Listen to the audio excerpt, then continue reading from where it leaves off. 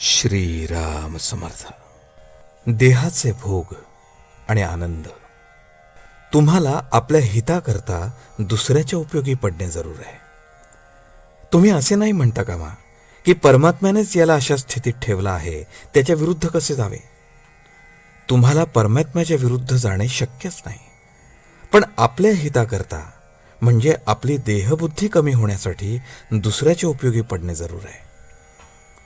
जसे लहान मुलांना खाऊ वगैरे दिला म्हणजे घरच्या यजमानाला पोचतो, तद्वत लोकांच्या उपयोगी पडले म्हणजे ते परमात्म्याला पोचते.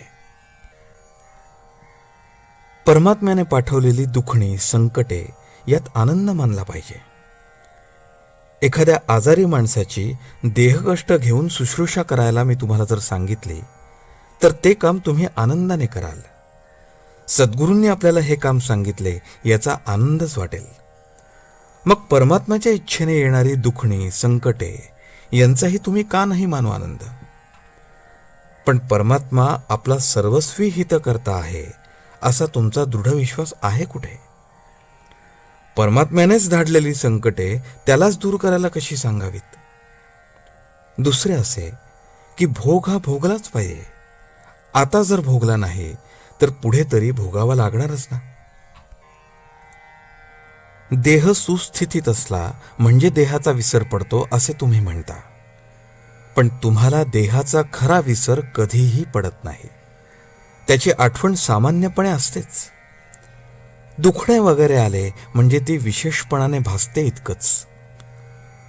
दुखणे आणि त्याचे दुःख ही दोन निराळी असल्यामुळे दुखणे आले तरी मनुष्याला आनंदात राहता येईल. ज्याच्याजवळ भगवंत असेल त्यालाच आनंदाचे जगणे प्राप्त होईल. म्हणून ज्याला आनंदात जगायचे आहे त्याने नाम घ्यावे आणि भगवंताच्या अनुसंधानात राहावे. अनुसंधान कशाला म्हणावे.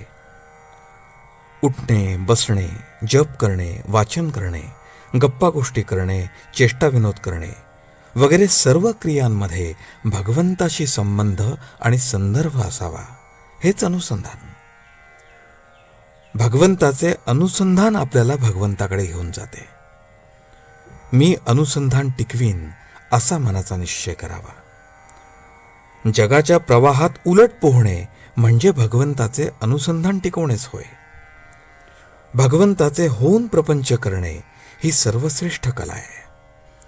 भक्ताला ही कला अवगत झाल्याने भक्त भगवंतमय होऊन त्याला सर्व जगतात आनंदच दिसतो. आजचे बोधवचन. देहाची सुखदुःखे प्रारब्धावर टाकूया आणि नामस्मरण प्रयत्नाने व प्रेमाने करूया.